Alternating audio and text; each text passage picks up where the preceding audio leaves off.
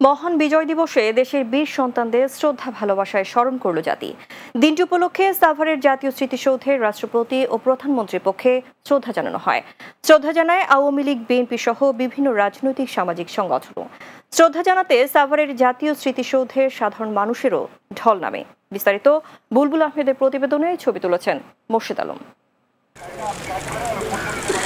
ভোরের আলো ফোটার সাথে সাথে বীর শহীদদের প্রতি রাষ্ট্রপতি মোহাম্মদ আব্দুল হামিদ ও প্রধানমন্ত্রী শেখ হাসিনার পক্ষে সাভারে জাতীয় স্মৃতিসৌধে পুষ্পস্তবক অর্পণ করা হয়। রাষ্ট্রপতির পক্ষে তার সামরিক সচিব মেজর জেনারেল এস.এম. শামীমুজ্জামান ও প্রধানমন্ত্রীর পক্ষে তার সামরিক সচিব মেজর জেনারেল নকিব আহমেদ চৌধুরী শহীদ বেদিতে পুষ্পস্তবক অর্পণ করেন। এ সময় শহীদদের স্মরণে বিহুগলে বাজানো হয় করুণ সুর। এরপর বীর শহীদদের প্রতি শ্রদ্ধা জানাতে ঢল নামে সর্বস্তরের মানুষের। মহামারী করোনার প্রভাবে বিজয় দিবসের অনুষ্ঠান সীমিত আকারে হলেও শহীদদের প্রতি ভালোবাসা থেকেই ছুটে আসেন বিভিন্ন রাজনৈতিক, সামাজিক ও সাংস্কৃতিক সংগঠনের নেতাকর্মীরা। জাতির শ্রেষ্ঠ সন্তানদের প্রতি শ্রদ্ধা নিবেদন শেষে আওয়ামী লীগের সাধারণ সম্পাদক বলেন, সাম্প্রদায়িক উগ্রবাদের বিষবৃক্ষ উপড়ে ফেলা হবে এবারের বিজয় দিবসের শপথ। সাম্প্রদায়িক সেই বিষবৃক্ষকে আমরা সমূলে উৎপাদিত করব এবং বঙ্গবন্ধুর স্বপ্নের সোনার বাংলা বিনির্মাণ করব। এটাই হোক এবারকার বিজয় দিবসের শপথ।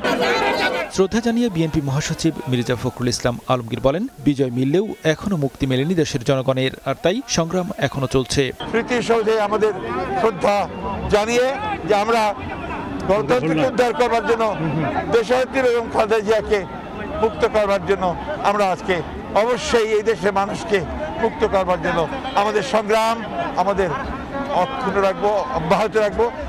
মহান মুক্তিযুদ্ধে শহীদদের স্মৃতির প্রতি শ্রদ্ধা নিবেদন শেষে নিজেদের ক্ষোভ ও আকাঙ্ক্ষার কথা জানান বিভিন্ন শ্রেণী পেশার মানুষ। অপশক্তির উত্থান সেটি কিন্তু নতুন প্রজন্ম খুব গভীরভাবে প্রতিহত করার জন্য দৃঢ় প্রতিজ্ঞ।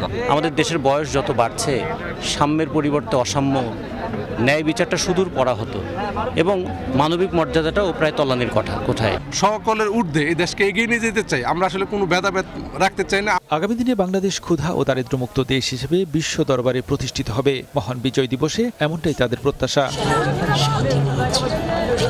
দীর্ঘদিনের পরাধীনতার শৃঙ্খল ভাঙার যে স্বপ্ন বাঙালি জাতি দেখেছিল, 1971 সালে তা পুরোপুরি মুছে দেওয়ার চেষ্টা করেছিল পাকি শাসক গোষ্ঠী। তবে তাদের সে অপচেষ্টা সফল হয়নি।